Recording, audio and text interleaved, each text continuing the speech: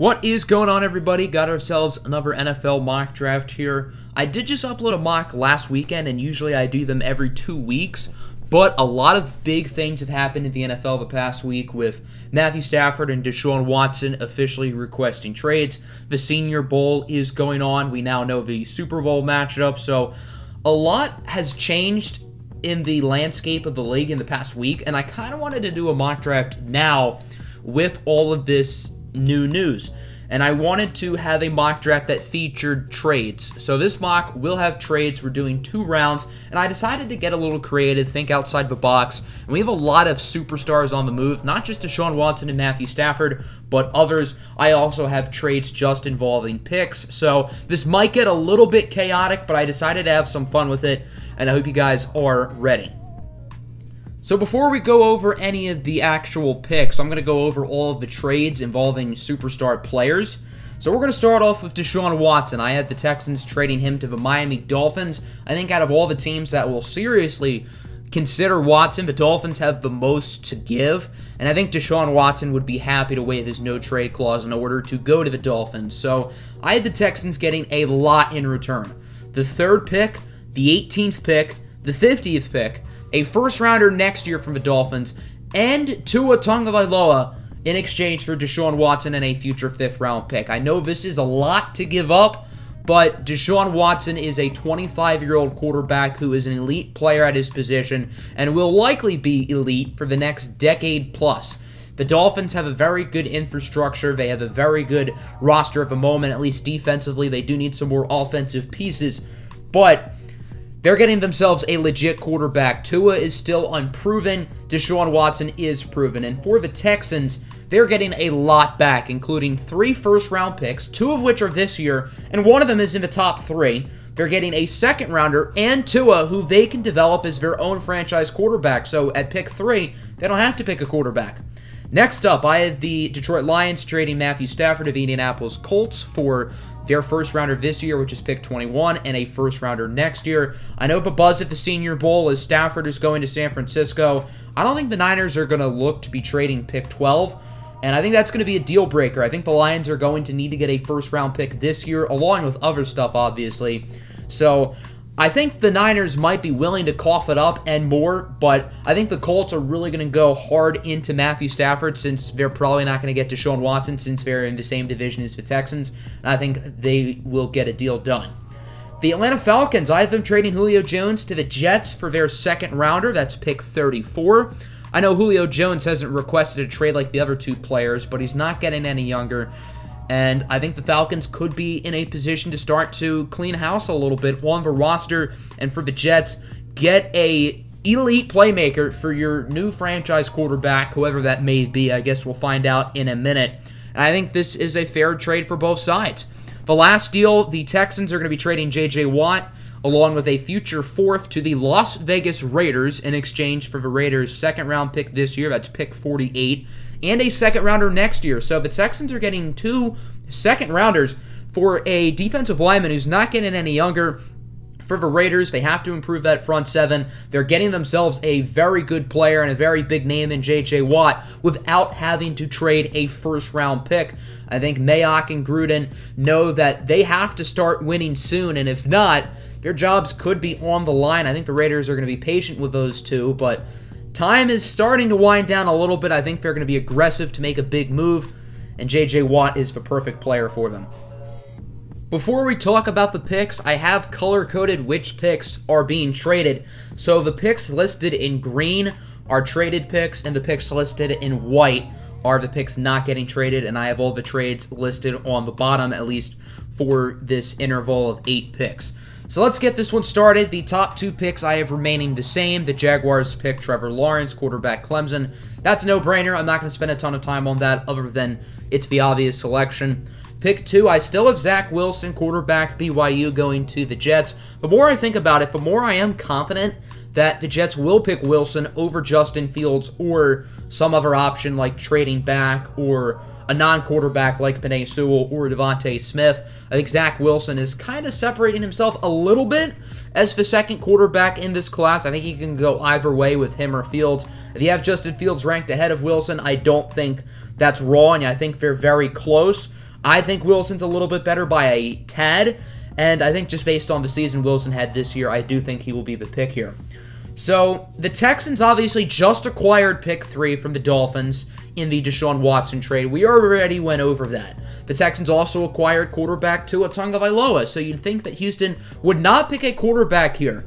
That would mean Atlanta at 4 has to be licking their chops because they know Justin Fields is going to fall to them. Well, not so fast. The Carolina Panthers have jumped their divisional rivals to get Justin Fields.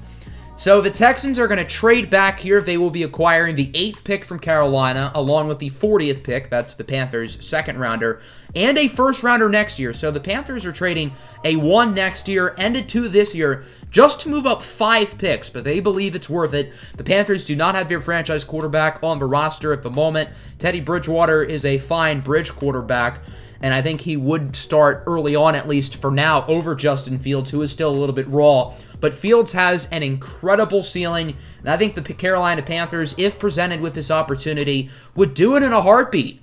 I don't think they want Fields going to their divisional rival, and they get him for their team, a guy who can be your next Cam Newton. I'm not comparing Fields exactly to Cam Newton, but another mobile quarterback who has all of the arm talent, and I think this will be a great move for the Panthers. And for the Texans, they obviously don't have a lot of future pieces on their roster, so why not go ahead and get more draft picks? I think that trade is a win-win. So the Falcons at 4, they would pick Justin Fields here, but now that he's off the board, they're in a little bit of a predicament. This could be a trade-down scenario, although I don't think there are any obvious teams to move up. Maybe someone who really wants an offensive lineman try to move up ahead of the Bengals for Penei Sewell. However, I had the Falcons standing pat and selecting Devontae Smith, wide receiver out of Alabama. They could look at Penei Sewell here. They also could look at Trey Lance as well. But remember, I do have them trading Julio Jones to the Jets for their second rounder. So Atlanta kind of needs another receiver now. They have Calvin Ridley, who's great. So why not add Ridley's former college teammate in Devontae Smith? I know they were only teammates 1 year, but it is a fact they were teammates. Devontae Smith, the Heisman Trophy winner, had an outstanding season this year for Alabama. We all know this. And I think the Falcons are going to need a playmaker if Julio Jones is not on the roster. So why not go with Devontae Smith here? Pick 5, I have the Bengals picking Penei Sewell. All of this drama in the top 4, and I think the Bengals have to be ecstatic now because they get their guy. If the Dolphins don't trade the 3rd pick, I think Penei Sewell will be headed to South Beach. But now that the Dolphins don't get the 3rd pick, now that the Panthers are moving up for Justin Fields, the Bengals have to be ecstatic because they end up with Penei Sewell. This is a no-brainer pick. If Sewell is on the board, I think he has to be the selection. The Bengals need to go offensive line. They need to protect Joe Burrow. Enough said. Pick 6. This is a little bit of a surprise, and I don't think Eagles fans are going to like this, so hear me out. Ja'Marr Chase is still on the board. Jalen Waddle is still on the board. Patrick Surtain is still on the board. Micah Parsons is still here. A number of great options for Philly to go. But I have them selecting Kyle Pitts. Tight end out of Florida. I think Pitts will go higher than people expect because Kyle Pitts is not just a tight end. He is a playmaker. You can put him all over the offense. I think that's exactly what the Eagles would do here. And this just rubs me as a Howie Roseman type pick. Roseman does not like to go with the obvious route. Usually that bites him in the butt. I mean, Roseman is not known as a very good drafter. I'm not saying this is a bad pick. I actually kind of like this pick for the Eagles, even over Ja'Marr Chase, who would also be a very good selection here. But the Eagles don't normally go with the obvious picks. They like to think outside the box. Usually it does not work out. This time I think it could work out as they go with Pitts. Lions at 7. I don't think the Lions have to pick a quarterback here because the Lions roster is not winning anytime soon. So I don't think they have to rush and immediately pick Trey Lance here. If they like Trey Lance, then yeah, he would be the selection. But I'm not sold that the Lions would pick Trey Lance. And I think the Lions are in an interesting opportunity that they can wait until they really find the guy they like, whether that's someone next year like Spencer Rattler or Sam Howell, or maybe waiting down the line. The Lions have time. They're just starting their rebuild. They don't have to get a quarterback now. And I am selecting Micah Parsons, linebacker out of Penn State. I am a Lions fan myself. The Lions' linebacking core is absolute garbage. Jelani Tavai should not be on an NFL roster. Jarrad Davis will probably be gone. Jamie Collins, we don't know how he will do in a non-Patriot scheme. Reggie Ragland, I think, is a free agent. I mean, the linebacking core is not pretty. Christian Jones isn't all that special. Michael Parsons is someone who can do it all.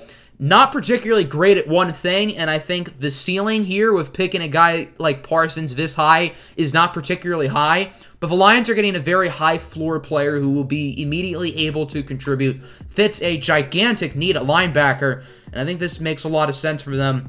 Texans at 8, they go with Patrick Surtain, the second cornerback out of Alabama. So the Texans have made a lot of movement. They obviously acquired pick 3 in the Deshaun Watson trade. They moved back with Carolina. I have them keeping this pick and selecting Surtain. I think the Texans just have to go with the best player on the board. They do not have a lot of players on their roster who they're really going to build around. And Patrick Surtain is an exceptional prospect. Get him in there. Try to make him your long-term cornerback going forward. And, I mean, the Texans do have a couple pieces on defense, and I think Surtain instantly would make a huge difference for the present and certainly for the future as well. As you can see, we have some more trades here to talk about, starting right away with the 9th pick. I don't think the Denver Broncos have an obvious choice. Micah Parsons and Patrick Surtain would both make sense, but they are off the board. I'm not sure they're totally sold on Caleb Farley. So I had them trading back with the Washington football team. I have the football team giving up pick 19, pick 51, which is their second rounder, and a third next year. So the football team is giving up a 2 and a future 3 to move up 10 spots. And I have them selecting Jamar Chase, wide receiver out of LSU. The football team needs more playmakers. They have Terry McLaurin, who's great. They have Antonio Gibson, who's great. But they don't really have another receiver with McLaurin.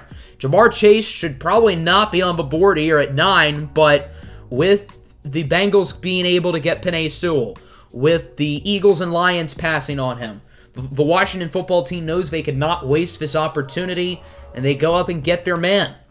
The Broncos are getting a very good haul here. Obviously, as I said, there's no obvious pick for them, so why not trade down, get more selections? Again, I think this is a good move for both sides.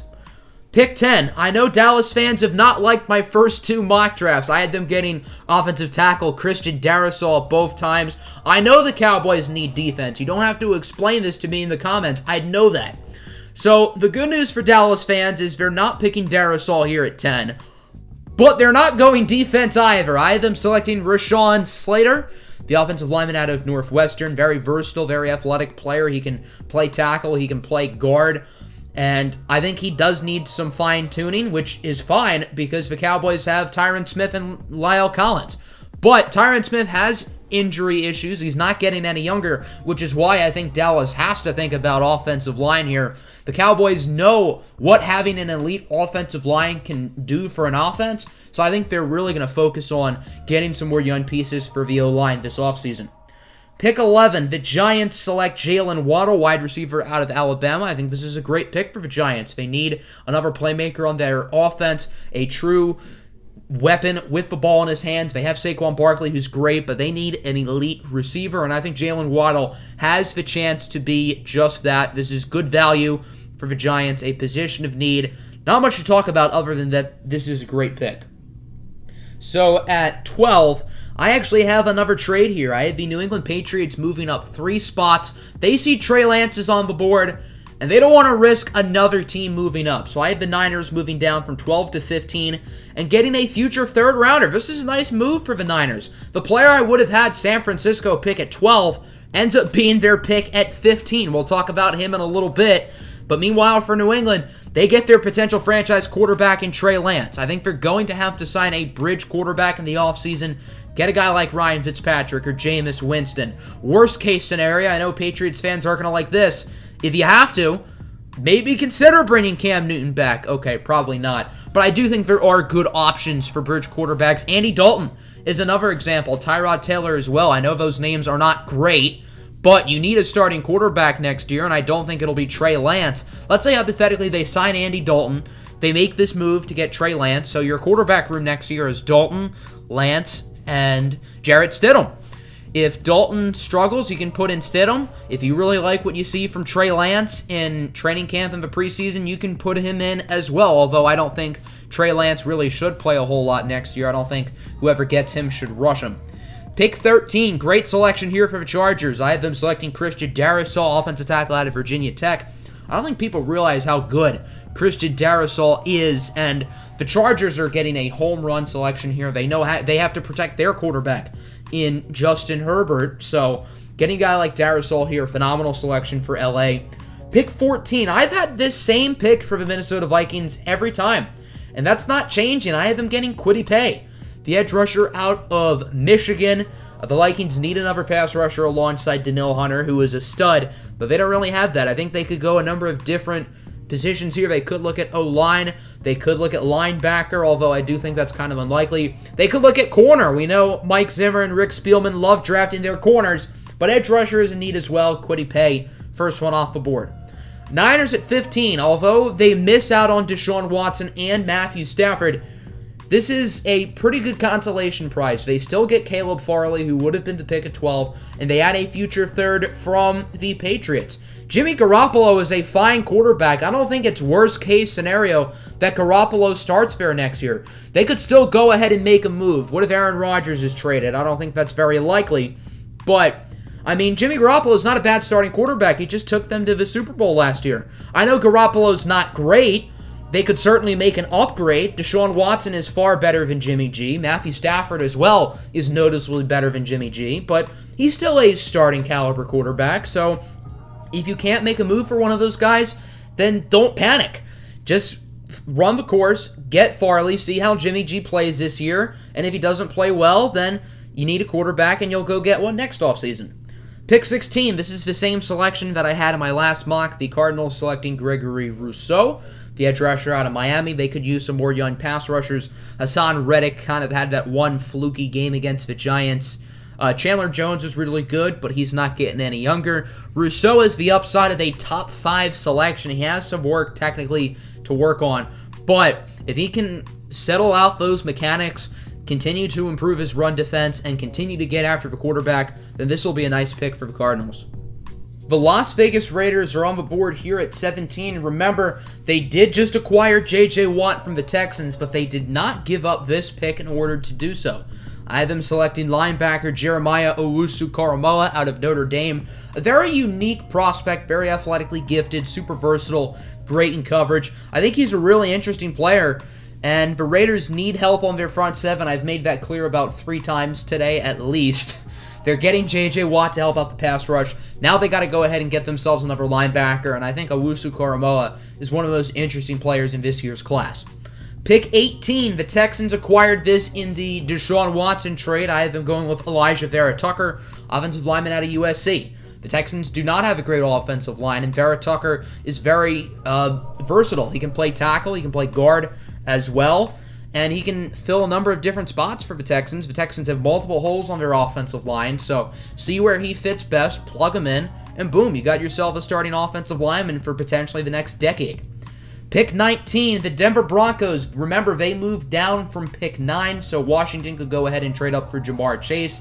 And I have Denver selecting Zaven Collins, linebacker out of Tulsa. I really like this pick for the Broncos. I think Tulsa is a super intriguing player. 6'4", 260. This man is a large human, but, I mean, he plays like he's 220. Someone who weighs 260 should not have his coverage skills, should not have his lateral quickness, but Zaven Collins is a very unique player. The Broncos are a number of teams who could use some help on their linebacking core, and I think this is a great pick.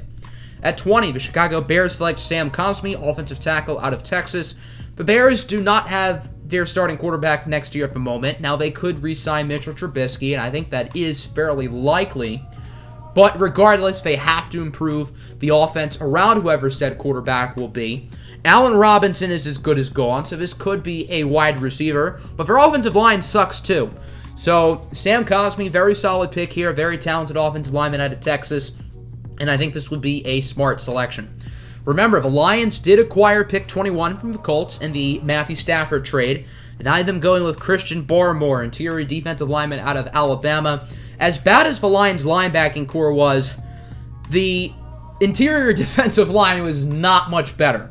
Danny Shelton, Nick Williams, they're not great. We did find a little bit of a diamond in the rough in the late rounds last year with John Pennicini, but, I mean, even so, he's no Christian Barmore, who was very impressive down the stretch this season for Alabama, performed well in both playoff games. He's a guy who can disrupt the run. He can go after the quarterback. And we've seen what top interior defensive linemen can do. We see the havoc they can wreak. I think this is a great pick here for Detroit. Micah Parsons, Christian Barmore in the first round. Really setting up a new physical tone for the defense. And I like it. Pick 22, Jalen Phillips, edge rusher out of Miami to the Tennessee Titans. They have to improve their pass rush. Jalen Phillips, certainly quite the story. He was the top recruit in his class. Went to UCLA. Things didn't really work out. Looked like he was kind of done with football, but then he transferred to Miami and totally rejuvenated his career. Had an incredible year this season. Has fully earned his way into first-round conversation. The Titans' defense was not the reason why they made the playoffs last year. It was their offense, and the defense was just not good for the most part last year. They really had trouble stopping opposing teams, and there were way too many close, high-scoring games last year for the Titans, so they have to get more guys going after the quarterback, and I think this is a nice selection. Pick 23, the Jets select Joseph Osai, edge rusher out of Texas. I think Osai is a really high-floor player, and the Jets need some more help with guys going after the quarterback. I think the Jets have hit a grand slam in this year's draft. Picking Zach Wilson at 2, trading for Julio Jones without giving up a first-round pick, and now getting a really well-rounded pass rusher in Joseph Osai. I think the Jets are doing a really good job here, and I think they'll be able to compete very early on with the new Robert Saleh tenure. Pick 24, the Steelers have a number of options they could go. Offensive line is certainly a route they could look at. Plenty of good offensive tackles on the board. Najee Harris, he makes a lot of sense here too. James Conner is a free agent. They could also look at Travis Etienne for what it's worth, although I do think if they were presented their choice at running back, they would go with Najee Harris. But I have them selecting Mac Jones, and I don't really think Steeler fans are going to like it, but hear me out. So the Steelers are in a position to compete for a playoff spot. I imagine they will try to compete in the offseason. They're going to lose some pieces. James Conner, Juju Smith-Schuster, probably not going to be on the roster next year. So a guy like Najee Harris would certainly help you win now, but the Steelers do not have their long-term quarterback on the roster. It's not Mason Rudolph. It's not Joshua Dobbs. I think they cut Duck Hodges, not that it would have been him. Now, Ben Roethlisberger, I imagine, will be the starter there next year. I understand he left a sour taste in people's mouth, but Roethlisberger, the first 10 or 11 games this year, he was good. Then down the stretch, he was absolutely abysmal, but I still think the Steelers are going to be confident with Ben Roethlisberger going into next year, but after next year, he's probably going to retire. They have to look at franchise quarterback. Mac Jones is still on the board, and he's going to be their pick. I don't think Jones is a high-ceiling player, but incredible accuracy, good anticipation. He doesn't have ridiculous arm talent. He's not ridiculously mobile, and I don't think he'll ever be a great quarterback. But put him in an organization like Pittsburgh, one of the best front offices in football. The Steelers are always talented on both sides of the ball. The Steelers' offense has a lot of good players, talent in the backfield, talent in the receiving core. The offensive line could use some work, but there are some promising pieces there. And I think this is a pretty solid fit here for Mac Jones. He doesn't have to play next year, and he has a mentor in Ben Roethlisberger. I think this is a better pick than Steelers fans will think, although I'm not a huge Mac Jones guy myself. I don't think this is a terrible pick for them at all. The Jacksonville Jaguars are back on the clock. They need some help in a number of areas, considering their roster is not good. But I have them selecting Asante Samuel Jr., cornerback out of Florida State. They drafted C.J. Henderson in the top 10 last year. Henderson had a rocky year, as what you would expect from a rookie corner. But Henderson showed a lot of promise, and I think the Jaguars have themselves a really good player going forward. But they don't have a lot else at the cornerback position. Asante Samuel Jr. had a great year this year at Florida State, and I think the Jaguars will be focused on offense primarily in the offseason, but I do think they do want to look at corner here, get themselves another guy alongside C.J. Henderson. And as you can see, not too long, I will have the Jaguars moving up for an offensive player. We'll talk about that in a second. Browns at 26, they're going to select Azeez Ojulari, edge rusher out of Georgia. I'm a big Ojulari fan. He's a little bit undersized, and he's a little bit raw, but I mean, he made plays this year. He was very productive in every game, was great in the bowl game against Cincinnati. I believe he racked up 3 sacks, was very impressive, has a lot of quickness and bend off the edge, and although I think the Browns would love a guy like Jeremiah Owusu-Koramoah or Zaven Collins here, I don't think that's totally likely.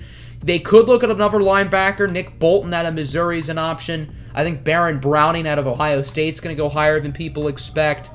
Chaz Surratt, probably too early for him. Same with Dylan Moses. So I don't think linebacker is realistic here in this range. And they could use some more help on the edge. Myles Garrett's great. Olivier Vernon, he's fine, but he's not getting any younger. So always good to add more pass rush, and I'm a big Ojulari fan. Ravens at 27. Ojulari probably would have been the pick here. I think I had Ojulari going to the Ravens last time. But I have him selecting Kadarius Toney, wide receiver out of Florida. He would have been the pick to both the Saints at 28 and the Packers at 29. So both of those teams have to be very upset. Kadarius Toney is a weapon. What do the Baltimore Ravens need? More weapons for Lamar Jackson. There are some certainly speedy threats in Marquise Brown, Devin Duvernay, Miles Boykin at the receiver position, but none of those guys are great. While Kadarius Toney is not a true outside receiver, he is a chess piece for John Harbaugh, Greg Roman, and the Ravens offense, and I think they could have a lot of fun with him. Saints at 28. Instead of Kadarius Toney, they will settle for J.C. Horn. Although J.C. Horn's a really good pick in his own right, I don't really want to say settle. I think this is a good consolation prize. Horn had a very good season this year at South Carolina. Great cover corner. He does need to improve on his tackling, but other than that, solid selection. The Green Bay Packers have to be sick to their stomach right now because their target, Kadarius Toney, just went. Their backup plan also just went in J.C. Horn. So now they're stuck in a little bit of a predicament. Now, there are still plenty of options they could go here. They could look to trade down.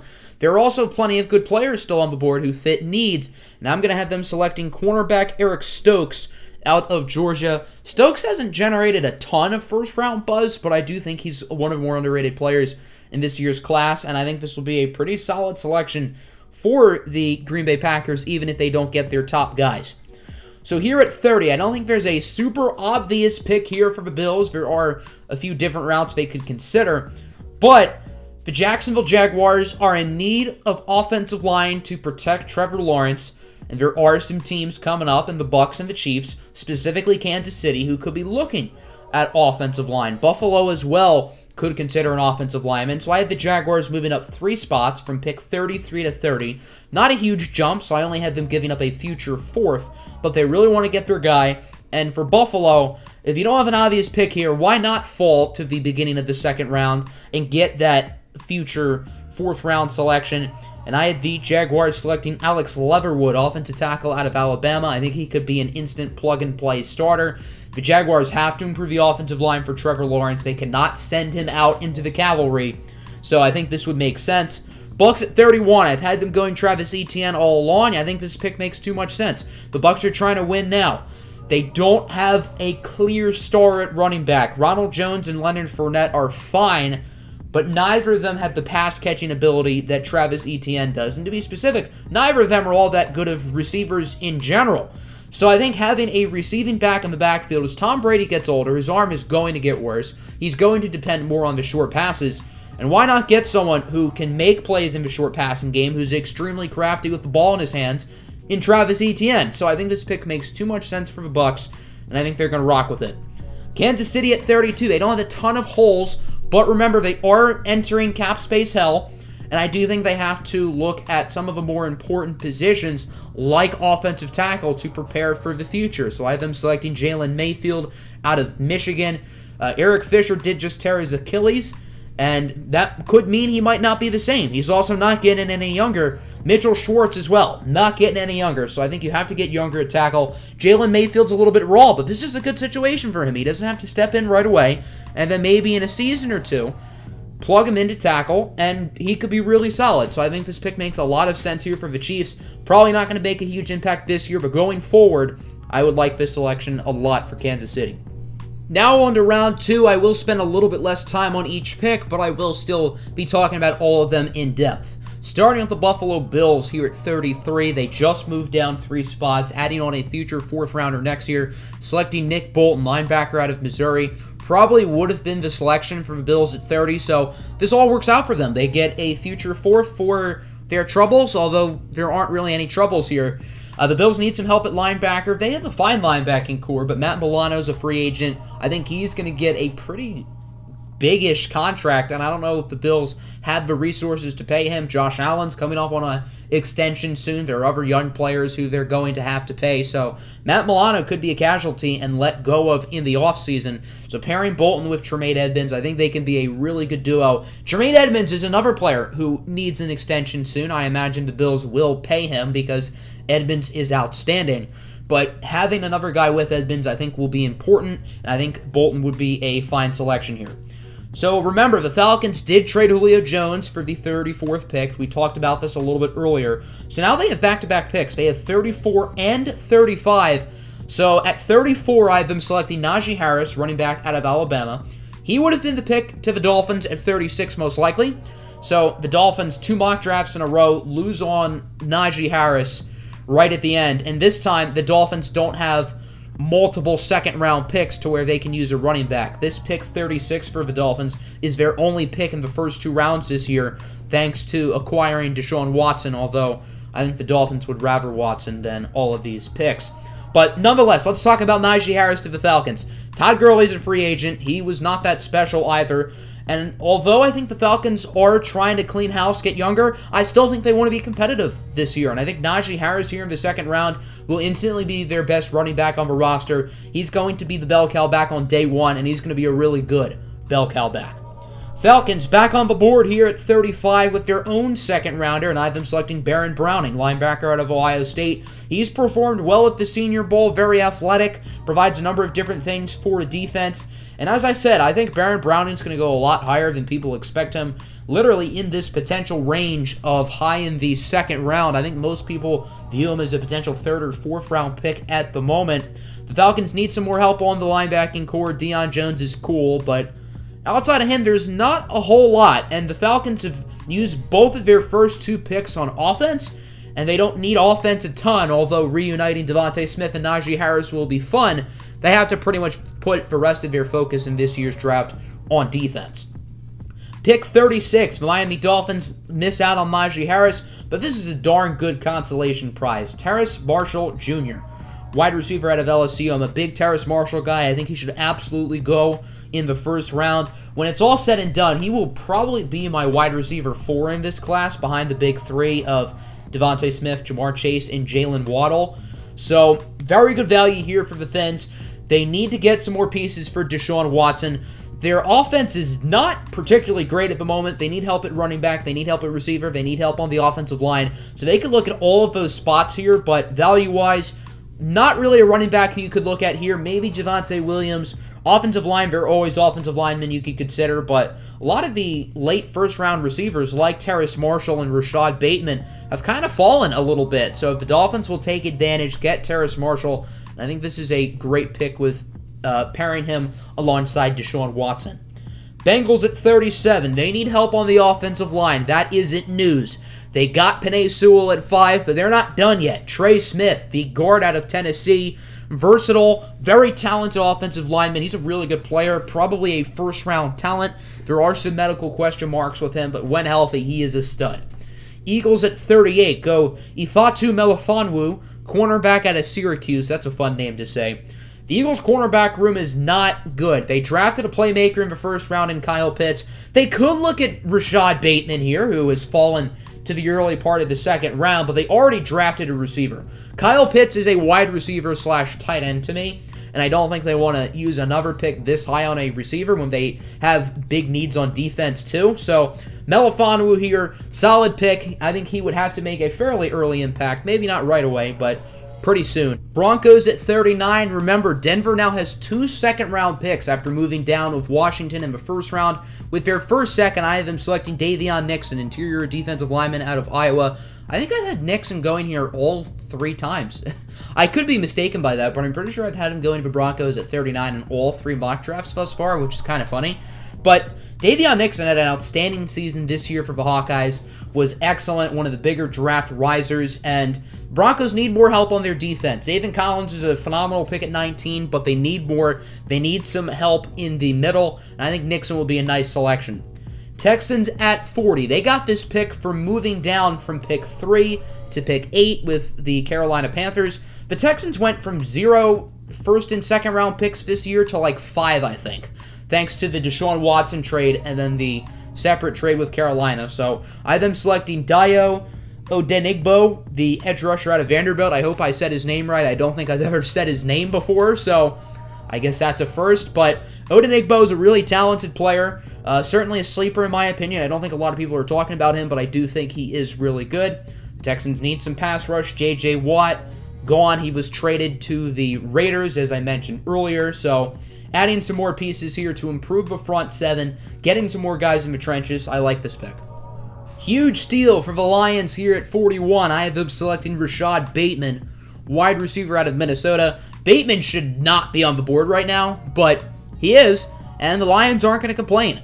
Detroit has a pretty big hole at wide receiver. Kenny Golladay is a free agent. Now, Golladay was on Good Morning Football yesterday, and I don't want to make this a huge deal, but he did sound excited about head coach Dan Campbell. That doesn't mean Golladay will be back. We could tag and trade him, or he could go elsewhere, but it is worth noting. Marvin Jones, also a free agent. I don't see him returning. But regardless, I mean, whether Golladay is back or not, we need more receivers. And this is phenomenal value. Rashad Bateman should not be on the board. And you might be saying this is biased. Rashad Bateman won't fall to 41. And you're probably right. He won't fall to 41 most likely. But in this mock, I have some of the receivers falling lower than they should. And the Lions are gladly going to capitalize. So Detroit today selects Micah Parsons, Christian Barmore, and Rashad Bateman. And they have 2 first-rounders next year. So although things seem bleak right now in Detroit, I think Lions fans have a lot to be excited about. Pick 42, Dylan Moses, linebacker Alabama, to the Giants. The Giants' defense was surprisingly pretty good last year, but they could use some more help on the linebacking core. Dylan Moses, entering a couple years ago, he looked like a potential top 15 pick. Had the injury, wasn't the same player this year, but still going the first 2 rounds. Tevin Jenkins, offensive tackle out of Oklahoma State to the Niners. He's a raw player, but there is potential with him. Trent Williams probably going to leave San Francisco. I do think they might want to have a veteran there in place of Jenkins for now, but a lot of potential here with Jenkins. Not a whole lot of people are giving him a ton of buzz, but I do think he could be a good player. Cowboys at 44. They do go defense here. Levi Onwuzurike, interior defensive lineman out of Washington. In the past 2 mock drafts, I listed him as Northwestern, and nobody corrected me, or at least nobody yet. Now that I have learned more about Onwuzurike, for one thing, I know that he played for Washington and not Northwestern, so we have cleaned up that mistake, and I think he could be a really solid pick here for the Cowboys. I understand corner is a huge position of need, but the corner board right now isn't the greatest. They could reach a little bit if they wanted to, but I have them going with a good value selection here in Onwuzurike, who I think can make an early impact. Jaguars at 45, select Pat Freiermuth, tight end out of Penn State. I think this is the same pick I gave them last time. You want to add some safety blankets on the offense for Trevor Lawrence. That's exactly what the tight end position does, and that's exactly what Pat Freiermuth will bring to the table. New England at 46, Brevin Jordan, tight end out of Miami. A little bit more athletic, maybe a little bit more upside than Freiermuth. We know Bill Belichick and that Patriot system loves tight ends. They drafted 2 tight ends in the 3rd round last year in Devin Asiasi and Dalton Keene. Doesn't look like either of those were great picks. I am convinced Bill Belichick does not know how to draft at all. I think he might just be picking names out of the hat at this point.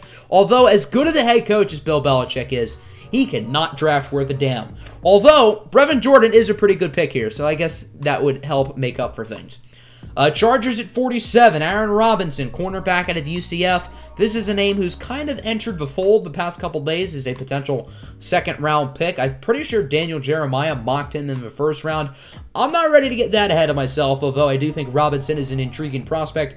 I don't know a ton about him. I will be doing more research on him, but Chargers could use some more corners. They could look to get younger there. Here at pick 48, this selection originally belonged to the Raiders, but remember, they did trade it for J.J. Watt along with their 2nd-rounder next year in exchange for Watt and a future 4. So with this pick, the Houston Texans are going to go wide receiver Dwayne Eskridge out of Western Michigan. This name has been buzzing in the draft community for the past week. He has been incredible in the Senior Bowl, and even before the Senior Bowl, he was really starting to get some buzz, really starting to put people on the map about this kid. I think he's a very talented player. The Texans might not want to go receiver here because they just might want to focus on the trenches or defense, but Will Fuller is probably not coming back, and they could use some more help at the wide receiver position, and Dwayne Eskridge is a very interesting, very talented prospect who I think is going to continue to rise up people's boards up until April. Here at 49, this is the same pick I gave the Cardinals in my previous mock last weekend. Running back Javonte Williams out of North Carolina. I think Javonte Williams has solidified himself as the third running back in this year's class. He had a great season this year with the Tar Heels. Extremely explosive player. He can make plays out of the backfield as a receiver. Kenyon Drake is a free agent. Chase Edmonds is okay.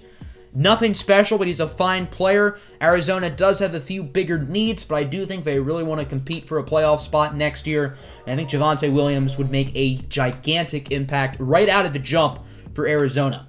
Pick 50, the Texans are back on the clock. They got this pick in the Deshaun Watson trade from Miami, and I have them selecting Marlon Tuipulotu, interior defensive lineman out of USC. I have Tuipulotu being the first USC interior defensive lineman off the board, even before Jay Tufele, which is interesting, but I think Tuipulotu has certainly gained some traction these past couple of weeks. Has had a pretty nice Senior Bowl thus far.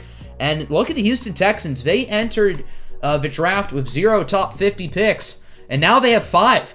Patrick Surtain and Elijah Vera Tucker in the first round, and then here in round 2, Dayo Odenigbo, Dwayne Eskridge, and now Marlon Tuipulotu. Very solid draft for the Texans, and they're getting Tua along with 3 first-round picks next year. Keep that in mind. They have their franchise quarterback in Tua Tagovailoa, and next year they have their own first-round pick. They have the Dolphins' first-round pick in the Watson trade, and they have Carolina's first-round pick when the Panthers moved up to get Justin Fields. So, even though trading Deshaun Watson seems like an absolute disaster, the Houston Texans have some pieces going forward. Now, knowing them, Jack Easterby's totally going to mess this all up, but if they don't mess it up, then this might not end up as bad as we think. Broncos at 51 select Dylan Ray-Dunce, offensive tackle out of North Dakota State. He's been very impressive in the Senior Bowl. Probably going to go higher than this, but I do have the offensive tackles falling a little bit. I think I had Ray-Dunce all the way at the Colts with in my last mock here at 54. So Ray-Dunce has kind of gotten unlucky. I think he should go before this, but I don't think the Broncos are complaining. Denver's had an outstanding draft, by the way.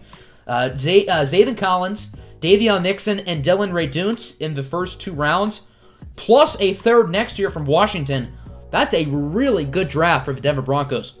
Pick 52, Rondale Moore, wide receiver, Purdue, to the Chicago Bears. Their offense needs playmakers. There's no secret. Rondale Moore is not the prototypical outside receiver that a guy like Allen Robinson is, but Rondale Moore can be a spark plug for the Chicago Bears offense. Get a guy who can make plays dynamic with the ball in his hands, and I think this is something they should consider.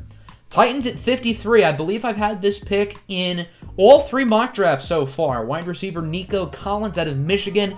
Big-bodied receiver, another guy who's looked good this week at the Senior Bowl. Corey Davis is a free agent. He's going to get big money somewhere. Corey Davis had a really good year this season, and I think he's going to get paid, but I don't think it'll be by the Tennessee Titans. So now they're getting Davis's replacement. And a very similar player to Davis. Big body, big catch radius. I think Nico Collins and A.J. Brown could be a really nice pairing. The only thing is, there's a good shot with how Nico Collins has done this week at the Senior Bowl that he doesn't fall this far. So the Titans are lucky that they can still land him. Colts at 54. What a day to be Indianapolis. Not only do they acquire Matthew Stafford, but Liam Eichenberg somehow falls to them in the 2nd round. There is no way he should be on the board right now. But he is, and the Colts are not going to complain. He could have gone as early as like 20 or 24 to like the Bears or the Steelers. Jacksonville could have looked at him late in the 1st round. But I don't think the Colts are too upset by this revelation. Absolute steal here in the latter part of the 2nd round. Speaking of steals, there's no way Creed Humphrey should be on the board. He's a guy who I think the Steelers will also consider at 24. And now the Steelers get him at 55. Instant replacement for Marquise Pouncey. He can start day 1 if Pouncey's not back next year, and it does look like Pouncey will be retiring. This is a phenomenal selection here for the Steelers. Some of these offensive linemen are going a lot later than they should. Another guy who has 1st-round talent, Wyatt Davis, guard out of Ohio State.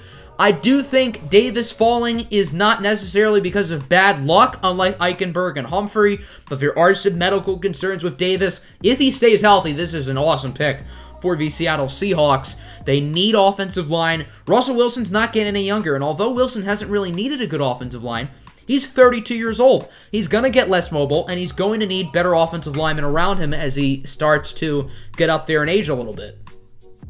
Final 8 picks of the day. We do have a couple trades to talk about, starting with the Rams at 57. They select James Hudson, offensive tackle out of Cincinnati. Now the run on offensive line is really starting to happen, and there's some more offensive linemen who we're going to be talking about shortly. The Rams kind of got unlucky with Ray Duntz and Eichenberg and some of those other really good offensive linemen going fairly recently. But James Hudson's a very talented player. I think he's going to go higher than people expect. Big, athletic offensive tackle. Andrew Whitworth is probably going to retire in the very near future, so they have to look at their future after him, and I think that can be James Hudson. At 58, the Ravens select Jason Owe, edge rusher out of Penn State. I think I had Owe going here in my first mock, and I really like this fit because the Ravens know how to find raw edge rushers and develop them. We've seen it with Zadarius Smith and Matthew Judon within the past 5 years. Zadarius Smith left, got a big payday from the Packers, and he's been really good. Matt Judon, probably going to leave in the offseason, probably going to get a big payday somewhere, and probably going to be really darn good. Now, Zadarius Smith and Matt Judon were both day 3 picks. This is still a second rounder, but Jason Owe is a very, very intriguing player. I don't think he recorded a single sack this year for Penn State, but he has all the physical tools. He has all the upside to be great. You just have to develop him, and there aren't many better landing spots for him than the Ravens. Pick 59. This originally belonged to the Cleveland Browns, but I have a trade. The LA Chargers will be moving up here without giving up a pick this year or a player. I have the Chargers trading their second-round pick next year to the Browns for this pick. I don't know if either fan base is really going to like this because now the Chargers don't have a second-rounder next year, and now the Browns don't have a second-rounder this year. But the Chargers are getting a really good player, and the Browns did not have a super obvious pick that they should have gone with here. So I have the Chargers getting Landon Dickerson. Super talented center out of Alabama. He did tear his ACL in the SEC Championship, but he's a really good player. The character with him is off the charts. Incredible leader from what I have seen and read for Alabama, and I think he's going to bring that into the NFL. You want leaders on your team, and that's exactly what Landon Dickerson can bring for this young Chargers squad with a new head coach, with a lot of young players, a young offensive line. And assuming his knee is totally fine by the time the season starts, he'll be your starting center. Pick 60, the New Orleans Saints select Tutu Atwell, wide receiver out of Louisville. Atwell's a really good player, and the Saints need some more weapons. I don't know who their starting quarterback is going to be next year. It's not going to be Drew Brees. I don't think Jameis Winston will be back, although that is certainly possible. And judging with Sean Payton starting Taysom Hill mid-season over Jameis, I do think the Saints have some trust in Taysom Hill, and if I were to guess now, I think Taysom Hill could be their Week 1 starting quarterback next year. Whether they should do that or not, I think that's a realistic possibility, but regardless who their quarterback is, they need some more weapons, and I think Tutu Atwell is a really solid player. Packers at 61, they also need some more wide receiving help. Elijah Moore was one of the top receivers statistically in the entire nation this year. And Moore's stock feels very unclear. I think he could go in the first round. I think he could go in the 4th round. He is all over the place on mock drafts and people's boards. I don't really like to use mock drafts and other people's boards to make my evaluation, but I do want to see other people's perspectives. And Elijah Moore is all over the place, so I really have no clue where he's going to end up. But the Packers need some more help at wide receiver, and I think this would be a solid pick. Buffalo at 62 will be selecting Javon Holland, defensive back out of Oregon. Big Javon Holland fan. I think he should go a lot earlier than this. The Bills don't need safety at all, at least for the immediate future. Micah Hyde and Jordan Poyer is one of the best safety tandems in the NFL. But Javon Holland isn't just a safety. Although he's primarily a safety, he can also play nickel corner, and the Bills need that pretty badly. And Micah Hyde and Jordan Poyer aren't getting any younger. Neither of them are super young. So you can develop Javon Holland to eventually be your 3 safety of the future, replacing Micah Hyde. And I think this is a phenomenal pick for the Bills. 63, Quincy Roche, edge rusher out of Miami to the Buccaneers. The Bucks could use some more pass rush. Shaq Barrett's a free agent. He's going to get paid wherever he goes. Jason Pierre-Paul's had a total career rejuvenance, but he's not getting any younger. I think the Bucks need to get more younger on their pass rush. I know more younger isn't correct grammar, but whatever, we're going to roll with it. And I think Quincy Roche will be a pretty solid pick. And then 64, we're finishing things off with a trade. The Atlanta Falcons will be moving up from 68 to 64, also giving the Kansas City Chiefs their 5th rounder, 131 in the process, to select Trayvon Moehrig, safety out of TCU. The reason why I had the Falcons moving up for him is because Trayvon Moehrig should not be on the board right now. And I think there are going to be a lot of teams calling the Kansas City Chiefs to move up. The Jaguars at 65 make a ton of sense for Moehrig. And I think there's a good chance he goes a lot higher than this, but he just happened to fall. And the Chiefs are only moving down 4 spots. They're getting an extra 5th round pick. This is a good move for them. And for the Falcons, they feel a little bit desperate to get him. But as I said, Moehrig should not be on the board here at 64. So quite the eventful draft for Atlanta. Devontae Smith, Najee Harris, Baron Browning, and Trayvon Moehrig in the first 2 rounds. But they don't have Julio Jones anymore. So a new future in Atlanta. Probably will be looking at quarterback in the next few years as well. And that will conclude this mock draft. I know it was a little bit crazy, but I hope you guys enjoyed it. I certainly had fun making it. And that will do it for me. I'm out. Peace.